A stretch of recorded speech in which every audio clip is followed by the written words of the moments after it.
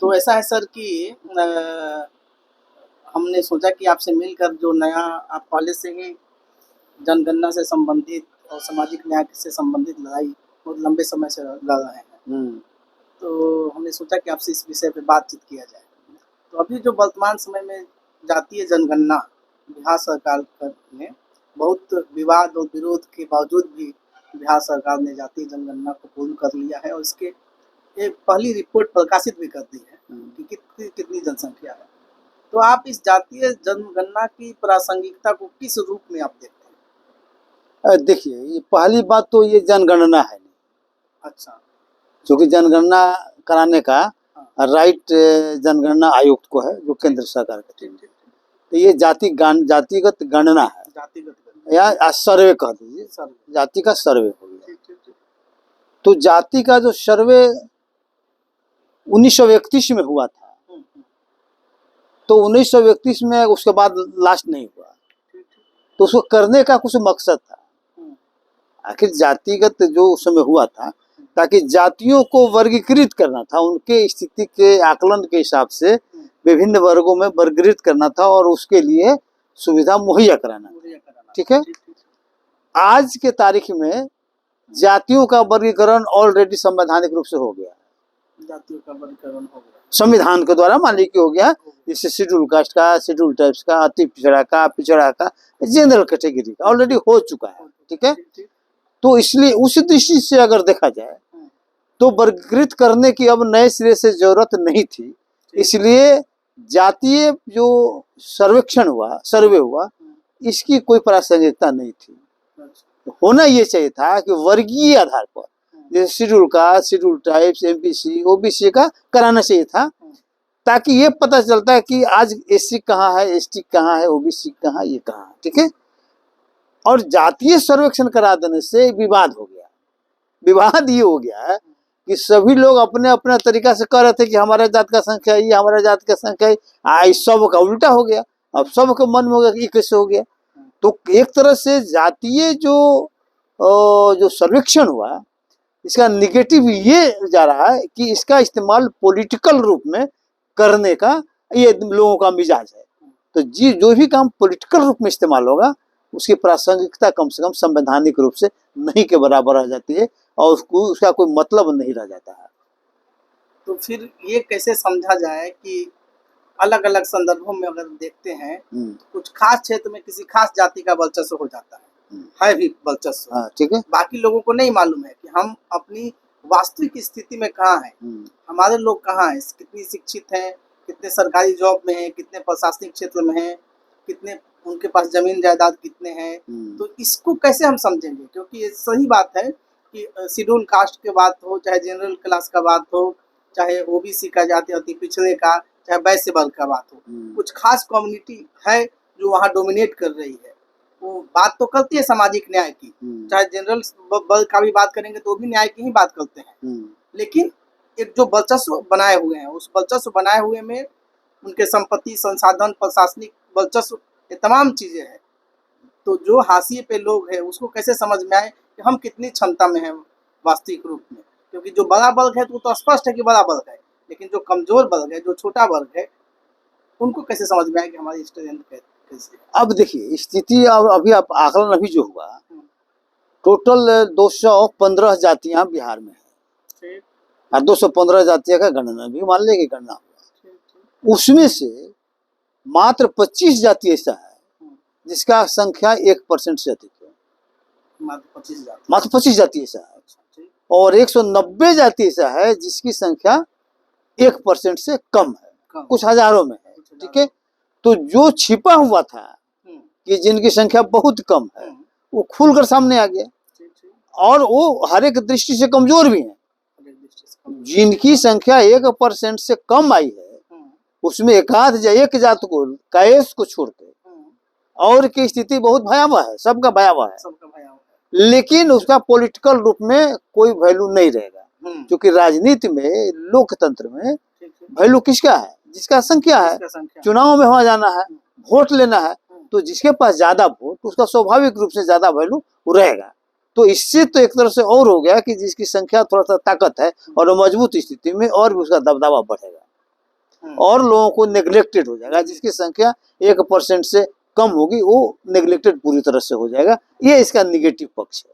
इसका मतलब देखिए, वास्तविक तौर पे देखे तो आप ये बात कर रहे हैं कि जो राजनीतिक सूचिता की जो हम बात कहते हैं, उस तरीके से भी हमारा समाज जागरूक नहीं है जो उस राजनीतिक सूचिता तक पहुंचे। तो जिनकी संख्या में जो जिनको पता चल गया कि हम ज्यादा संख्या में हैं, हाँ। तो फिर वो वर्चस्व के नए तरीके इजाद करेंगे और जो हाशिए पे जो कमजोर एकदम संख्या में जो लोग हैं, कम संख्या बल में है, वो पूरी तरीके से इग्नोर मार दिए जाएंगे। इसके खतरे हैं। हाँ, एकदम एकदम पूरी तरह वो मतलब जिसको आप देखिए अभी 3% से ज्यादा जिसका वही लोग राजनीति में अब आगे रहेंगे और उन्हीं के इर्द गिर्द केंद्र में होकर राजनीति चलेगी और जिनका कम संख्या है वो हाशिए पर चले जाएंगे। ये बहुत महत्वपूर्ण बात है जिसकी बात आपने उठाई कि मान लीजिए जिनकी संख्या 2-4% से ज्यादा है तो अपनी हिस्सेदारी तो ले लेंगे वो लव झगड़ के। हाँ हाँ। लेकिन जो मैक्सिमम जातियां हैं 190 जाति 190, बाप रे बहुत ज्यादा है तो जनसंख्या। तो 190 जातियों की हिस्सेदारी का क्या होगा?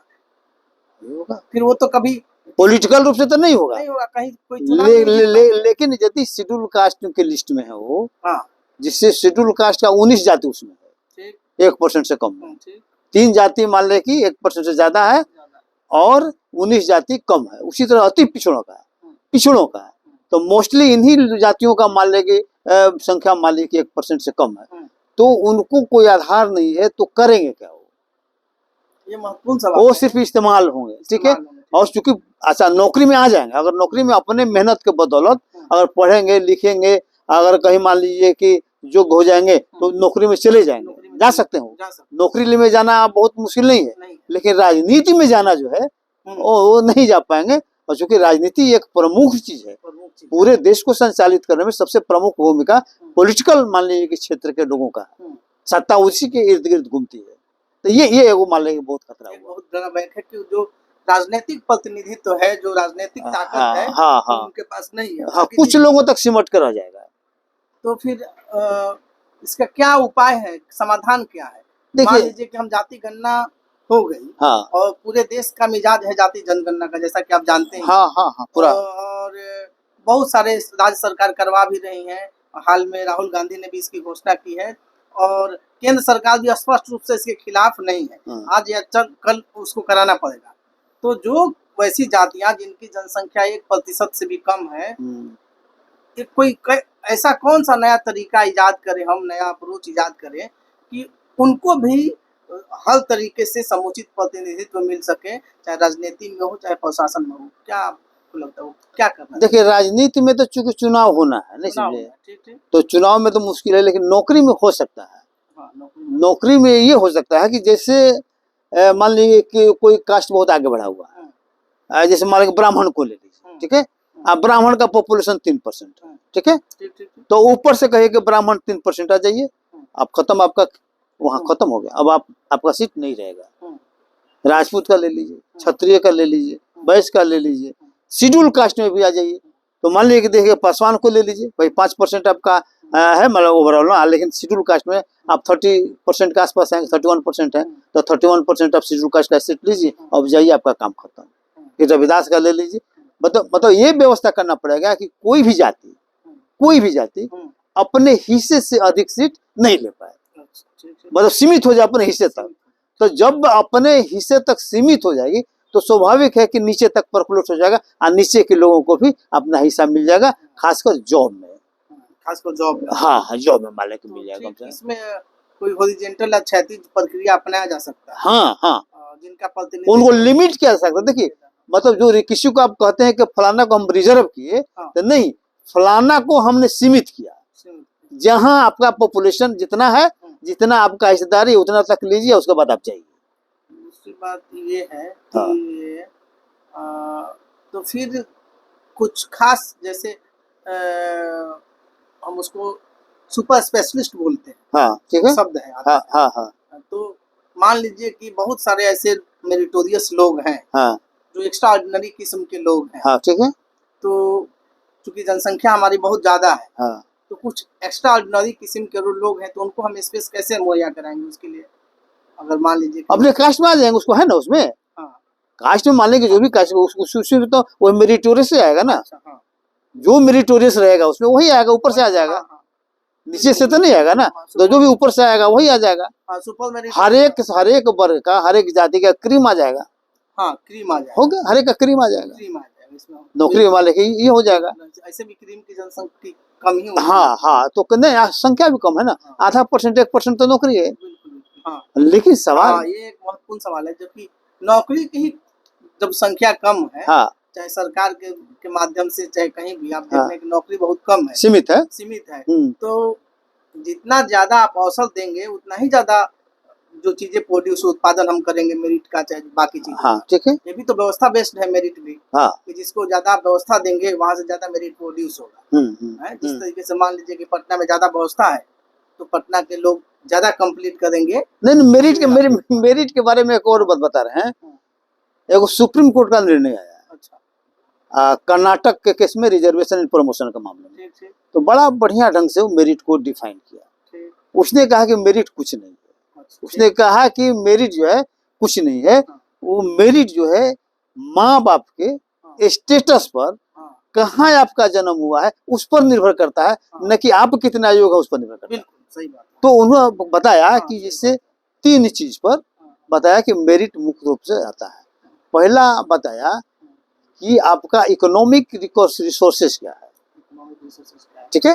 तो इकोनॉमिक रिसोर्सेज क्या है, इतना इकोनॉमिक रिसोर्सेज कम से कम चाहिए ताकि आपको मन लायक स्कूल में नाम लिखा जाए, हम्म, कॉलेजिंग मालिक हो जाए, जहाँ जाना चाहते पढ़ाई के लिए, मतलब पैसा के चलते पढ़ाई बाधित नहीं हो, बाधित नहीं, कोचिंग है, ट्यूशन है, पुस्तकालय है, सही बात, और आप पर एक्स्ट्रा लोड नहीं पड़े। बहुत से गरीब लोगों को देखिएगा कि बेचारा कॉलेज में पढ़ता है और ट्यूशन पढ़ाता है, उसी पैसा से फिर आगे वो पढ़ाई करता है, बहुत तो एक्स्ट्रा लोड रहेगा तो डिस्टर्ब हो गया वहाँ, होगा, सही तो उसका अलग से डिस्टर्बिंग नहीं हो, टोटल इतना पैसा उसके पास हो कि सारा चीज उसको मुहैया हो जाए।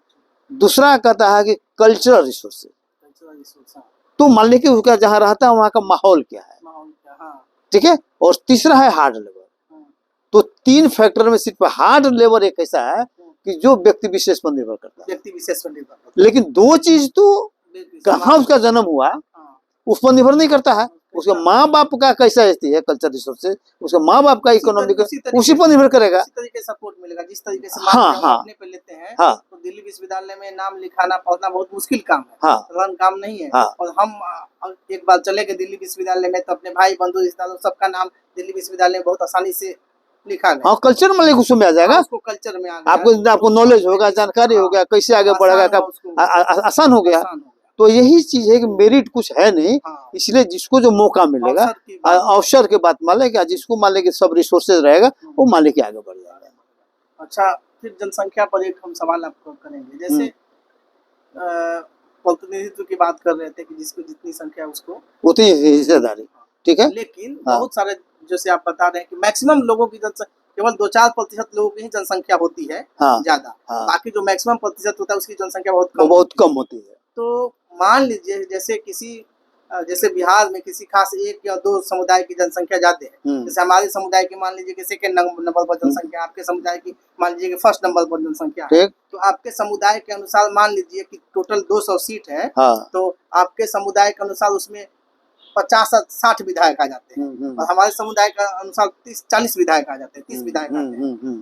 तो चूंकि हमारा तो प्रतिनिधित्व वहाँ प्रॉपर है ये है, तो क्या जरूरी है कि जो ज्यादा जनसंख्या वाले लोग हैं उनका एग्जैक्ट 40-50-60 विधायक उनको दिया ही जाए?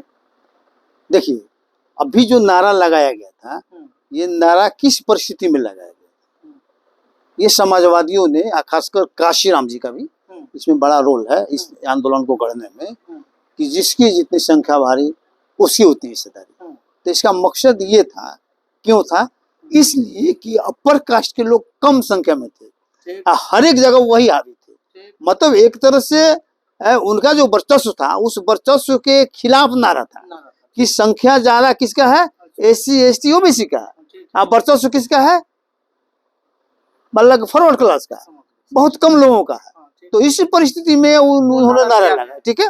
लेकिन ये परफेक्ट नारा पूरी तरह से नहीं है, इसलिए कि अगर सचमुच में जाति के आधार पर अगर सचमुच में जाति के आधार पर या मालिक वर्ग के आधार पर ही संख्या के अनुपात में सबको बांट दिया जाए, जैसे शेड्यूल कास्ट है, शेड्यूल ट्राइब्स है, ओबीसी है, जनरल है, ठीक है, तो सबसे ज्यादा पॉपुलेशन ओबीसी का है।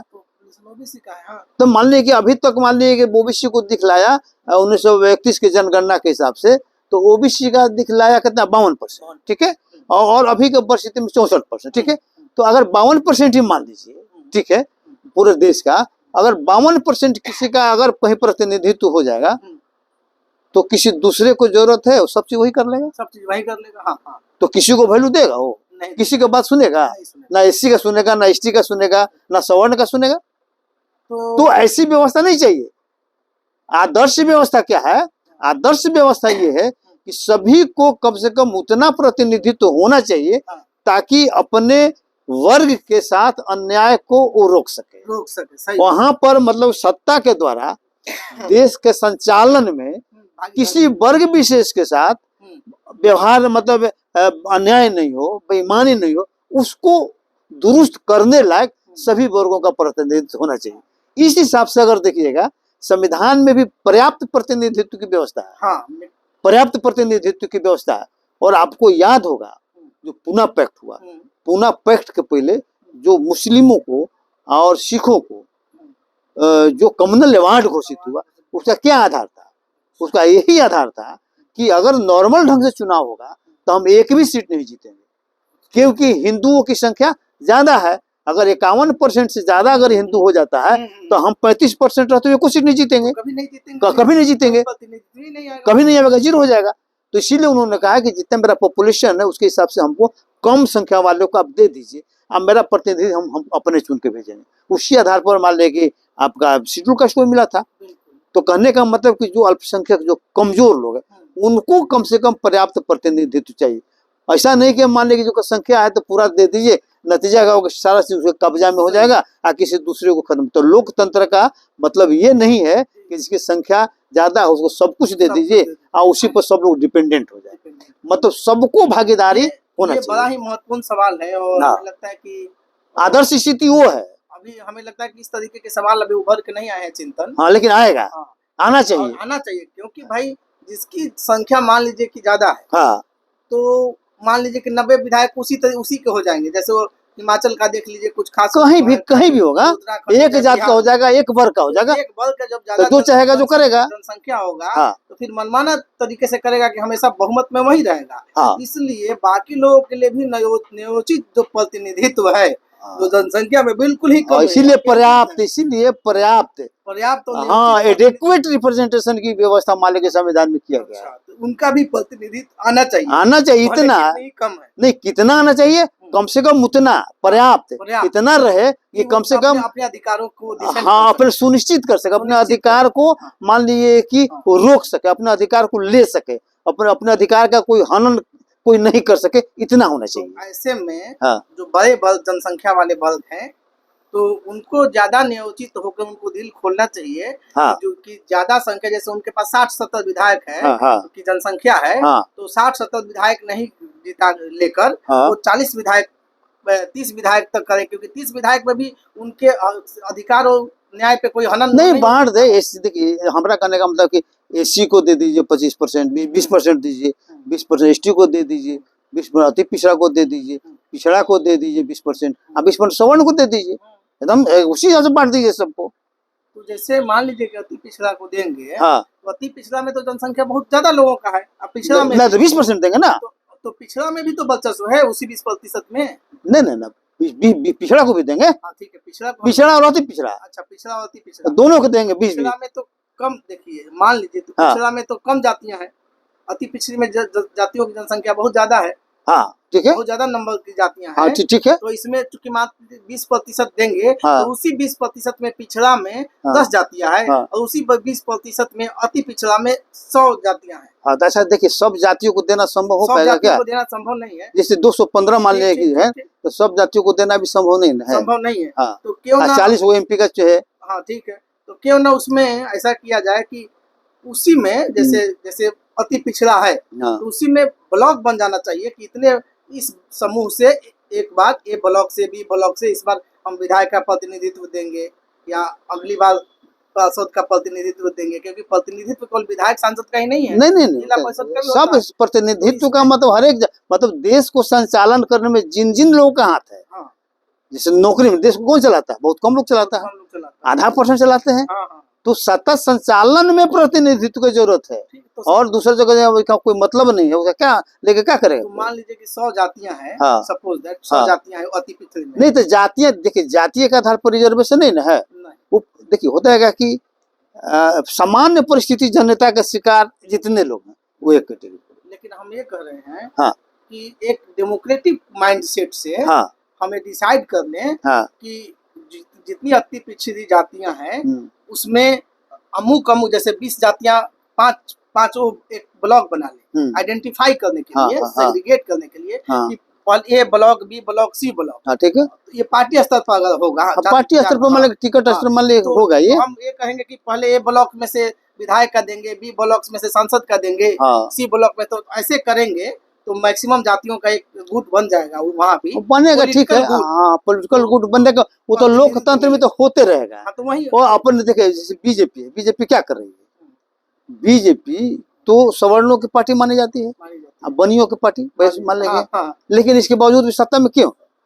तो चूंकि वो क्या किया है कि पिछड़े वर्ग में से शेड्यूल कास्ट के लोगों को तोड़ा, क्या कहा कि भाई देखो दो बढ़े चढ़े लोग हैं, वो अपना हिस्सा ले लेते हैं, तुम्हारा हिस्सा वो लेते हैं, तुमको नहीं देते हैं, तो इन्हीं में से काट के थोड़ा सा उसको दे दिया। बिल्कुल वही सवाल उठाया जो हम लोग सवाल। हाँ वो हाँ, तो उनको भी किसी न किसी तरीके से तुम दो। हाँ तो वो दे देता है आप ही से काट के। आप मानने के लिए तैयार नहीं है, लेकिन आप ही में से अगर मान लीजिए कि यादव की संख्या मान लेगी एकदम, तो यादव की संख्या मान लेगी 14% बिहार में है, आप 30% वाले किसी को टिकट दीजिए, तो गलत हो गया। तो अगर मान लें उसी में 15% यादव में से 15% जो काट के वही अगर दूसरे को दे देगा तो स्वाभाविक है उसके प्रति हो जाएगा। यही हो रहा है। बिल्कुल। तो ये ब्लॉक तो अपने आप समय के हिसाब से बनेगा, समझे ना, समय के हिसाब से, आवश्यकता के हिसाब से, पॉलिटिकल जागरूकता के हिसाब से सब जैसे होगा वो बनेगा, समझे ना। लेकिन हमारा के हिसाब से है कि किसी को इतना अधिक पर नहीं वर्चस्व का होना चाहिए ताकि दूसरे पर किसी को समझे नहीं और अपना वर्चस्व एक तरफा स्थापित कर ले। इस चीज लोकतंत्र रहना चाहिए, लोकतंत्र वर्चस्ववाद में संख्या के नाम पे नहीं बदलता। हाँ, समाजवाद वहाँ खत्म होता है, जहाँ वर्चस्ववाद होता है वहाँ, जैसे मान लीजिए अभी क्या है, सवर्णों का वर्चस्व है तो लोकतंत्र नहीं चल रहा है, मनमाना हो रहा है। जैसे मान लीजिए बात करें तो मान लीजिए कि मेरे 40 विधायक भी होते हैं, मेरे समाज से 30 विधायक भी होते हैं, तो हमारे अधिकार एकदम सुरक्षित रहेंगे। तो इतने में जब हमारे अधिकार पूरे सुरक्षित रहेंगे, तो 60 विधायक का जरूरत है, 60 विधायक की क्या जरूरत है, वहाँ बाकी लोगों को जो दीजिए, सबको दूसरे को दीजिए मौका। न्यायिक अप्रोच और डेमोक्रेटिक अप्रोच के लिए जनता का मन को तैयार करना पड़ेगा, निश्चित रूप से। जो बड़े जनसंख्या वाले लोग हैं उसमें हम भी शामिल हैं, तो हम जैसे लोगों को उसमें मन नहीं, जो मजबूत लोग हैं उनको करना पड़ेगा, इतना ही कर दे कि हमको जितना पॉपुलेशन है उससे हम अधिक नहीं लेंगे, बस ये खाली डिसाइड कर ले तो सोशल जस्टिस हो जाएगा। तो दिक्कत कहाँ है कि जिसको जितना संख्या उससे अधिक हड़पने में लगा हुआ, जो भी मजबूत है तो सोचता है कि हम ले ले दूसरा का हिस्सा।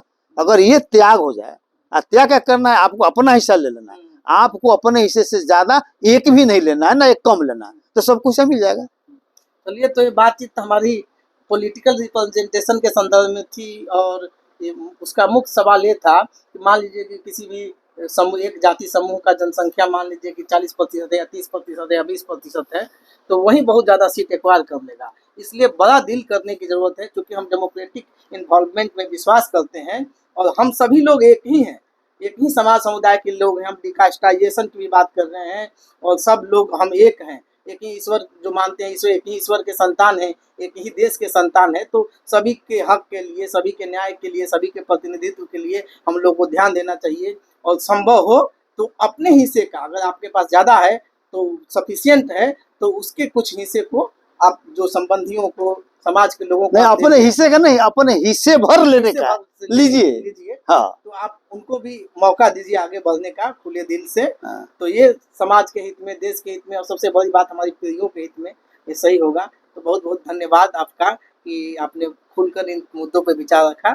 जय भीम, जय भारत, जय संविधान।